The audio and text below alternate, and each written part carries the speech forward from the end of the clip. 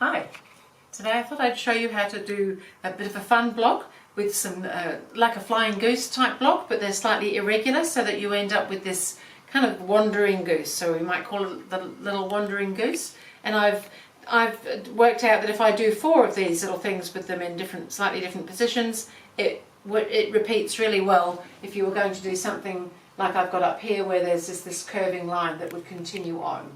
So I've actually chosen to use 5 colours so that I've got 4 in here and the 5th one, so that would make the colours sort of move so that not the same colour in exactly the same position every time. You might want to do a panel, you might want to do a whole quilt, you might want to do a table runner. I don't know what you're going to do. So I thought I'd show you quickly how to do that. So I'm working with 2.5-inch strips, so my white background is cut into 2.5-inch strips and my geese are also cut from 2.5-inch strips. So for the geese, you need a 2.5, to do the size I'm doing, you need a 2.5-inch by 4.5-inch rectangle for each time. And then we need some 2.5-inch squares out of the background. We need some 2.5-inch by 3.5-inch rectangles also for this middle one for the background. And then we need some 2.5-inch by 4.5-inch for the background as well, so that we get this goose wandering around the place.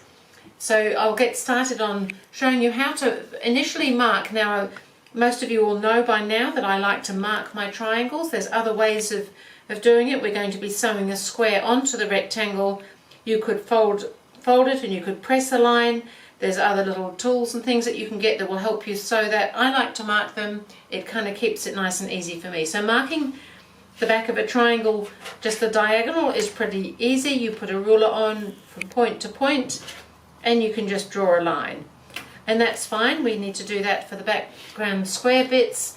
But then if we're using, like on this one here, this green goose here has got an even either side, but it's obviously not from a square, it's from a rectangle. So then we have to mark the rectangles. So I'm not sure if you can see this, I've already marked mine, but I'll show you how to do it. Because it's coming to an unknown point here, we could measure it because it is 1 inch in from the edge, or we can use the lines on our cutting boards, which most of the cutting boards have, which are amazingly useful at times like this. So when I was marking mine, I positioned my rectangle on so that where these diagonal lines, as long as it's a diagonal one that's going through the corners of the squares, you can position your rectangle onto the board so that that line is coming through the point and it comes out the other side exactly where you want it. So you can position on and you can mark them, draw with your pencil so that it's following that diagonal line that's already there on the board for you.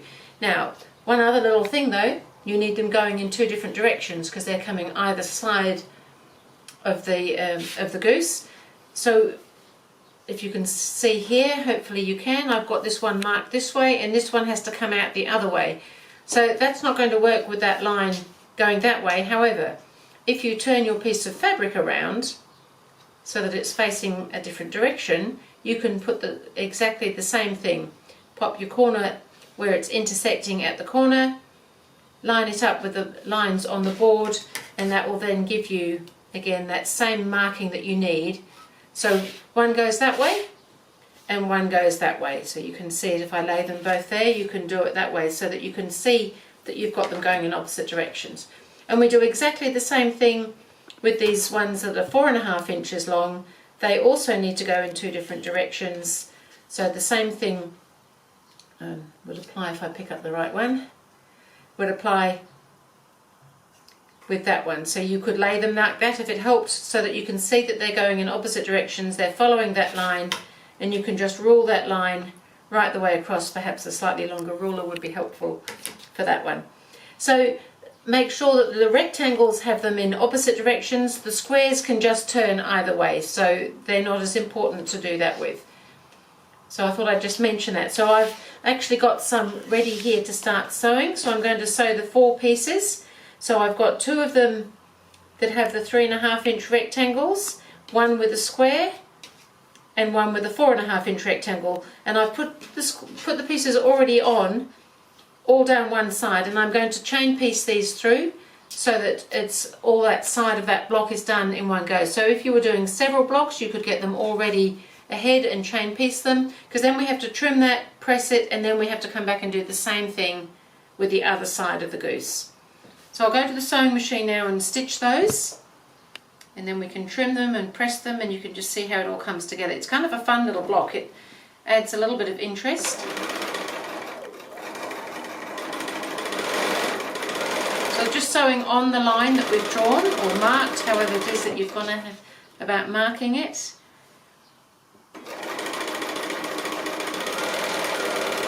Just with a regular straight stitch, nothing else different.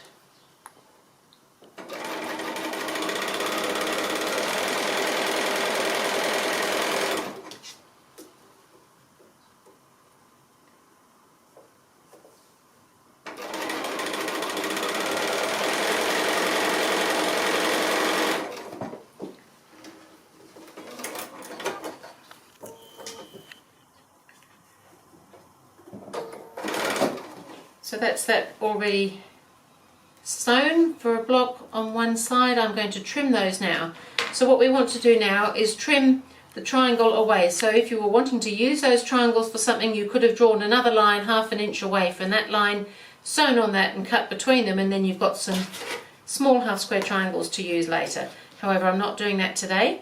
I'm going to lay my 1/4 inch, the line that's 1/4 inch in from the edge of the ruler, right over the stitching line, and I'm going to trim 1/4 inch away from my stitching that's there. And so I'm going to do that on the back of all of these pieces, so that you're just trimming the corner away. Then we're going to press them. So by coming down all one side, it kind of helps get into some sort of a little routine. Otherwise you could get a little bit confused with these little wandering geese, because they just might wander in the wrong direction, which probably wouldn't be very helpful at all.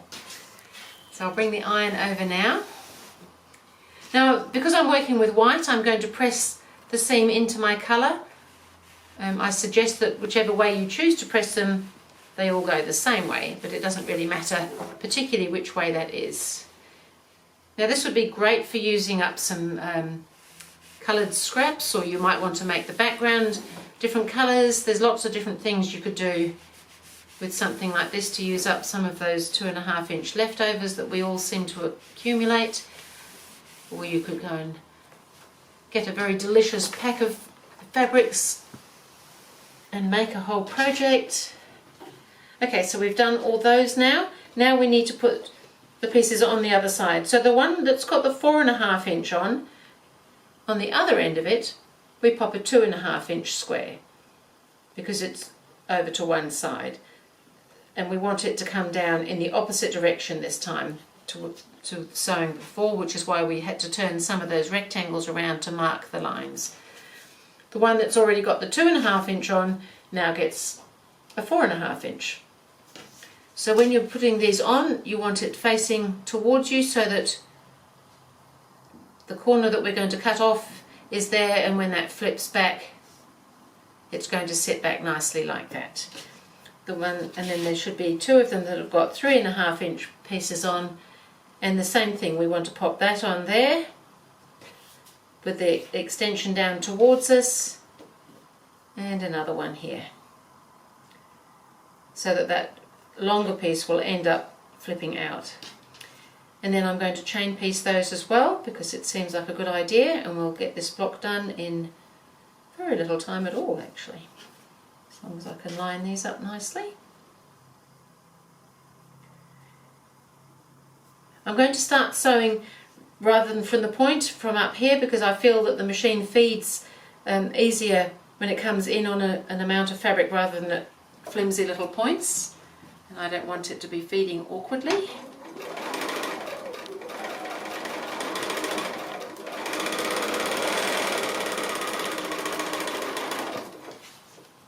So by having the lines drawn to where we're sewing, means that we don't have to worry about where that point is. We are actually sewing through the point of the piece underneath, and often it's hard to see where that is. But if you've drawn your line, it's going to just go to the right place.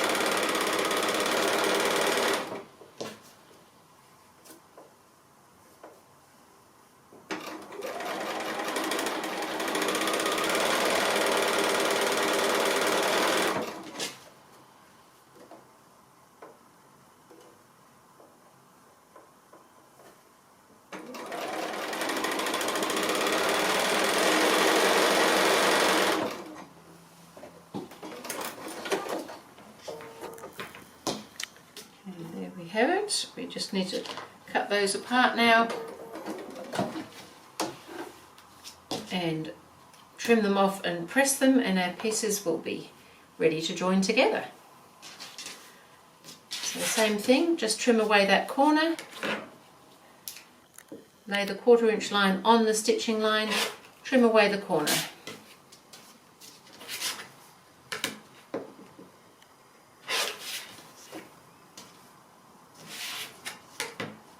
Now it doesn't have to be made as a block. I just felt that by working out that using 4 of them, making a block that repeats nicely along a row seemed like a good idea to me at the time.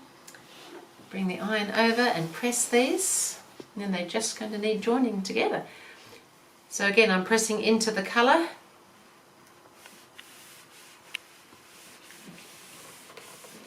This may need a little encouragement at the point because it's a little bit heavy just there, but it's not a bad idea to do it this way. I think it goes in quite nicely.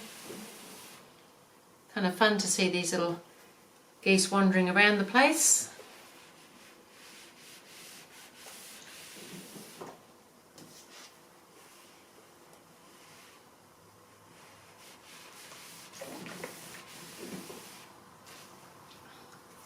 And now they just need to be joined up and we'll have a block. So the block's going to be 6.5 inches wide by 8.5 inches long. And I just need to work out where I start. So I'm going to start, so to do my block that repeats, I've got it over to one side at the top, then it goes in the middle, then it comes to the other side, and then it comes back to the middle. So I'm going to have it over to one side, in the middle.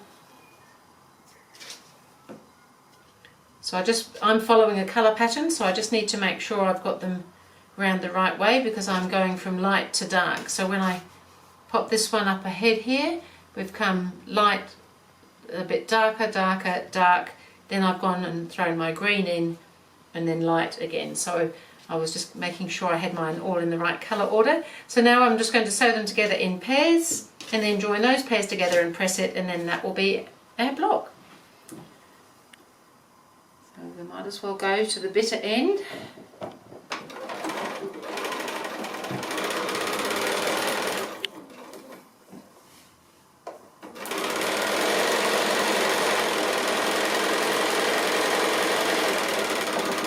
Just keep an eye on where your seams are going when you do this. I found it's easier to have, because I pressed my seams in towards my colour, I find it's easier to have that one on the underside.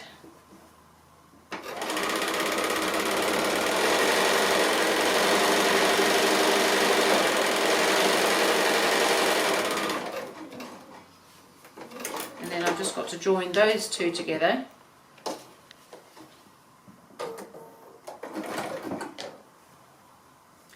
Again, making sure that I'm staying in the right order.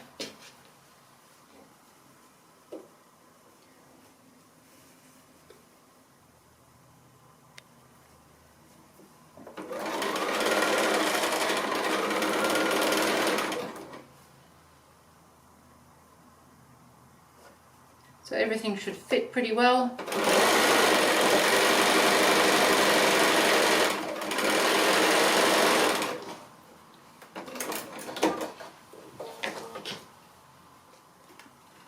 And I'm just going to press that, and I'm going to press the seams up into, basically into the geese. I found that works quite well, and that enables, one of the reasons I'm doing that is that where this peak meets, it's quite a bulky seam and it would be harder to make it fold down, so it's not really worth fighting against some things in life, so we'll let it have its way and go that way.